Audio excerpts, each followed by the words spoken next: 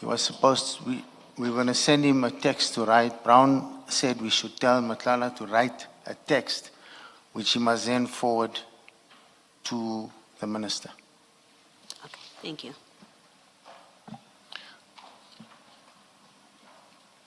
Sorry, you were then asking Mr. Matlala to write a text, which he would then forward to the minister. He would then forward it back and then me to Brown and then off onto the minister. But you hadn't told him that you were dealing with Brown. So as far as he was concerned, you would forward it back to you, and he would think that you would forward it to the minister. Yeah, but at that time, Brown and Husi were obviously talking, which I didn't know about, but they were talking. Yes, but we know what the facts of communication were. We know some of the facts of who was communicating with whom at the time. But I'm trying to interrogate the plausibility of your version. And for that, we need to think our way back into what you knew at the time. And what your version has been thus far is that before this commission started ventilating facts about these exchanges, you didn't know that Mr. Mogotsi and Mr. Matlala were independently talking to each other. Yes. So at the time that you wrote this, Mr. Mogotsi, well, as far as you were concerned, Mr. Matlala wouldn't know about any role of Mr. Mogotsi. So you are suggesting that the plan was for a text to come back from Mr. Matlala and for him to be told that you would forward that text to the minister. That was the belief. But what was the purpose of your forwarding a text to the minister? Why wouldn't Mr. Matlala just write directly to the minister?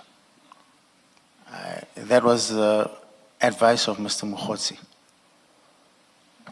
You see, it seems to me truly implausible advice for several reasons, and I'd like you to comment on them one by one. The first is, it seems utterly implausible that you would drop a bombshell like this, saying that you'd spoken to the minister, he called you back, and you're going to tell Mr. Mogotsi what to write if you didn't have what you wanted to give to Mr. Mogotsi as what he had to write. That just seems a very implausible scheme. Your response to that? Mr. Chairperson, do you mean Mr. Matlala? Mr. Matlala, sorry, I have confused those two more than once. Like I said, Council, Mr. Mogotsi insisted that I send Mr. Matlala these messages, convince him that I'm able to send a text to the minister regarding his cancellation. Yes, but on your version, neither you nor Mr. Mogotsi had the text that you were going to offer Mr. Matlala in that regard. Yes, when I said I'm sending you what to write, Mr. Mogotsi didn't come back to me. On the next day, Mr. Matlala called me and said he's not sending any text, he's not interested, he will then send us over to his lawyers, and that's where we left it. Well, we'll come back to the next day shortly.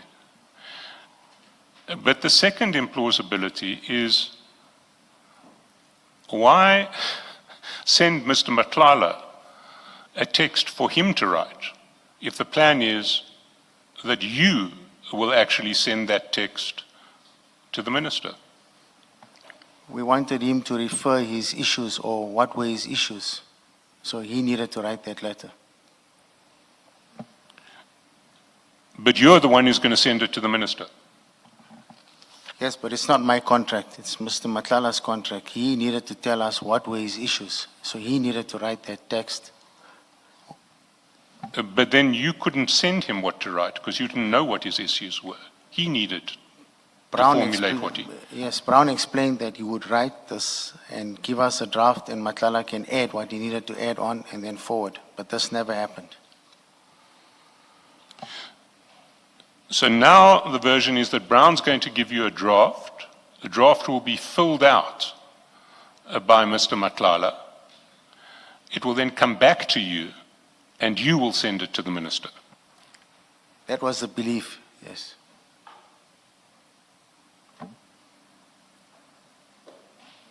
Sorry, may I just ask? You say that was the belief. I'm just trying to understand how you explain this whole scheme. You say you did not have any connection or access to the minister. Yes. Okay. So you were not the one that was going to send whatever goes to the minister. No, You it were was not going to be Mr. Mogotsi. You knew Mr. Mogotsi to have a connection to the minister. Mr. Mogotsi told me on several occasions that he's connected to the minister and the Okay, minister's so on office. this scheme, Mr. Mogotsi would have forwarded this communication that you are preparing here Yes. to the minister. Okay, thank you. And what was the plan? Was it that Mr. Mogotsi would, through the scheme, that Mr. Mogotsi could get to the minister would be persuaded to intervene and to resurrect this contract? Is that what the plan was? If you look at the message, "Good morning, Minister," if you can read into that context, I think what he was complaining here about, he was complaining here about having purchase orders being withheld. So his cry was about the purchase orders not being given to him. He wanted to deliver, and the reason they were holding the purchase orders was to sabotage him. That's what he believed. So he thought if he could get the minister's ear, he could say, "Why am I not getting purchase orders? I need to deliver these. The guys are holding my purchase orders, and I need to deliver on this contract." So the plan was that a letter would be drafted by Mr. Mogotsi, filled in part by Mr. Matlala, sent back to you. Mr. Matlala believed that you would then send it to the minister to sort out his problems and get him paid. You believed that Mr. Mogotsi would send it to the minister and sort out problems with payment on the contract. Is that correct? Yes. So you were hoping that through Mr. Mogotsi's influence, the minister would intervene in an operational matter at SAPS to ensure that Mr. Matlala got paid. Brown gave us the impression, yes. No, I'm asking what you were hoping, not what impression was created. You were hoping. Yes. So you wanted Mr. Mogotsi to persuade the minister to intervene in an operational matter so that Mr. Matlala got paid and you in turn got repaid. Correct. You say this is the point at which Mr. Matlala stopped answering your calls and started avoiding you. Yeah, you would be very brief. It's not at this point exactly, but he started to become more distant, or more evasive. You see, when I look at the chats, I see the exact opposite. I see a more intense level of communication between you and Mr. Matlala at this point than anywhere else in the chat. So let's look what happens next. These texts get sent on the 6th. If we scroll down, we see on the 7th, 9th, and 10th, there are calls from Mr. Matlala to you, not the other way around. He's the one wanting contact. Yes, I called before. If you can see on the top, I called him first. Yes, you called him on the 6th. Yes. But after you have sent this text offering to get the minister on board to have him paid, he tries to call you 3 times. I called him first on the 10th, right on the top. No. If you go up to page 28, you will see that when you call him on the 10th, it's returning his call. You see on the 7th, he calls. On the 9th, he calls. On the 10th, he calls. He calls at 13:50, and a minute later you respond. You speak at 13:51. He calls you back at 14:15. The following day, he calls you again on the 11th at 15:01. You call him back at 15:02. You call again at 19:05. On the 12th, he calls at 9:34. You call back at 10:58. He calls again at 12:26, and again at 12:26, and then again at 12:27 when he says, "I'm at your house, brother." He's come to visit you. Yes, that's correct. Is this someone who's avoiding you? I didn't say he avoided me immediately. I said during the course of May, he started becoming evasive. So I put more pressure on him on my payments. So when he asked to come to my house, he wanted to come and give me an explanation on payments. Can I take you back to paragraph 30.3 and see, so that you can see what your version was?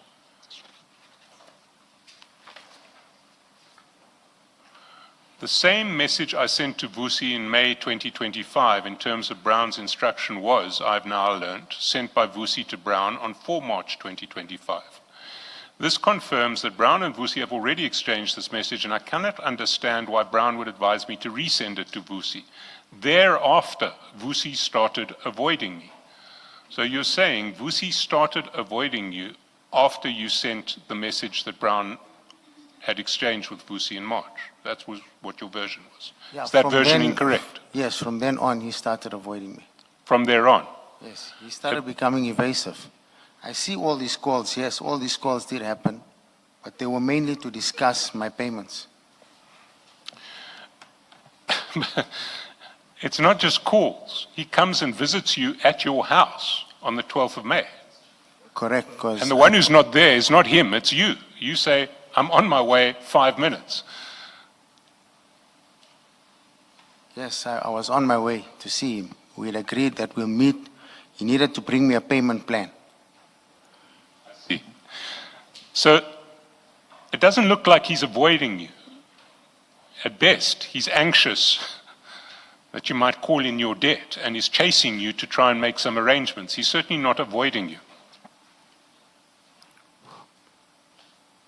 Your response? I still say he was evasive. Let's look at the 13th. He approaches you. Salam, can you take a call? Your response is networks. Presumably, and then you say, I'm at the mine. Presumably you weren't sure you had signal that would support a call. Is that correct? That's correct. But he was asking for the call. Yes, You eventually do have a call at 14:23 and at 14:26. yes, And later that day, he sends you a draft of his letter to SAPS about termination of the contract. And see that draft at page 365. Go to 365, you'll see, page 31 of my bundle. yes, 31 is where there's the reference to it, but the actual document itself is at page 365 of the same document. You go there, you'll see a It's in the series big, of File one. file 1, yes.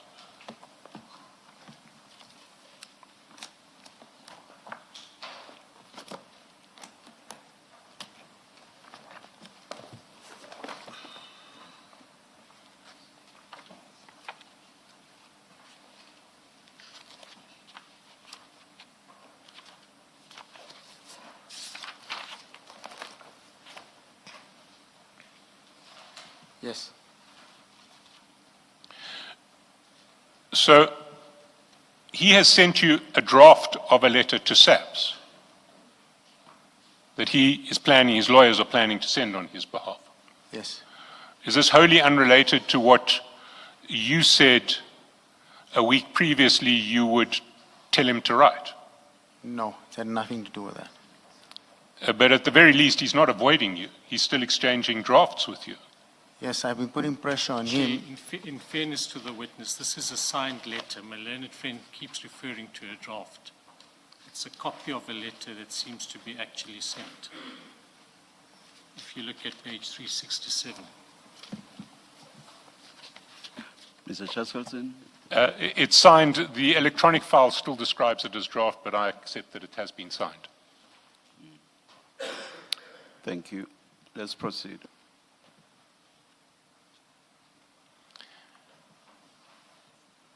Then on the 14th of May, if we go back to page 31,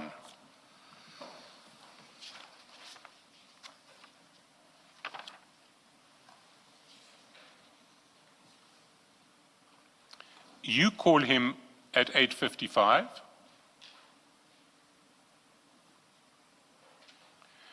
And at 10:27, he sends you a picture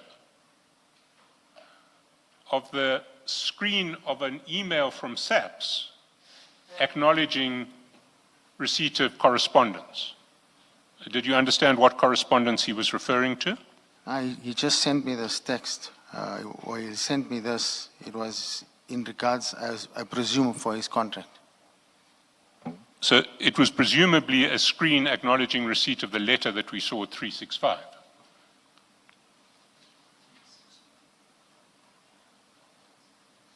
The letter that we just saw, the signed letter addressed to SAPS.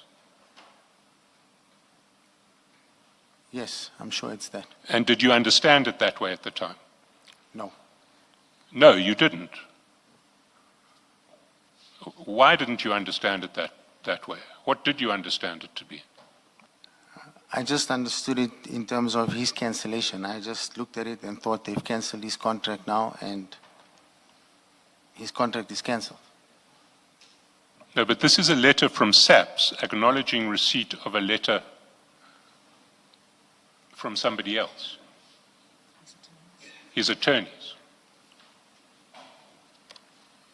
Yeah, I saw that, but I didn't look at it and think that it's from. I just saw it and I thought it's his termination because it said termination of contract following the award.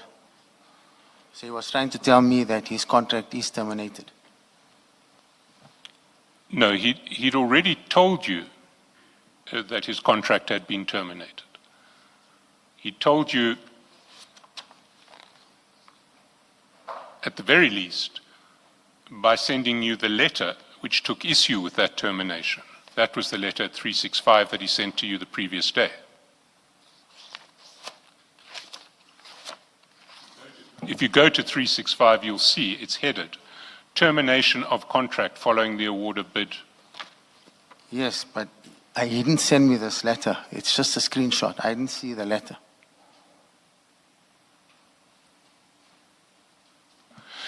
So why did you think he would send you a screenshot from SAPS? Mr. Matlala owes me money, so he's going to send me those screenshots. But the screenshot says receipt of your correspondence is hereby acknowledged. I will bring it to the attention of the National Commissioner. Like I said, he sent me this based on termination. Sorry, based on the termination. Yes, when I looked at it, I saw termination, so I thought he's trying to tell me his contract is terminated. But he'd already told you that the night before. Yes, he was probably trying to send me proof. That's how I read it. I see. Look, I want to put it to you that it's fairly self-evident why he would send that to you. He would send it to you to say that the letter I shared with you yesterday has now been sent to the SAPS. I shared no letter with him on the previous day, Council. Well, he shared a letter with you yesterday, 365. No, I never received this letter. Sorry. Your version now is that at 13:05/1948, when he sent you the WhatsApp with an attachment described draft letter to SAPS National dated 13 May 2025, you didn't receive that.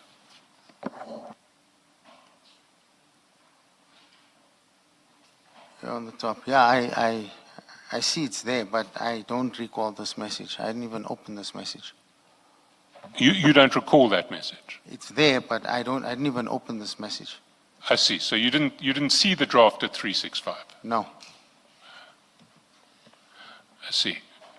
And you didn't see fit to mention that in your statement when you were dealing with your exchanges with Mr. Matlala?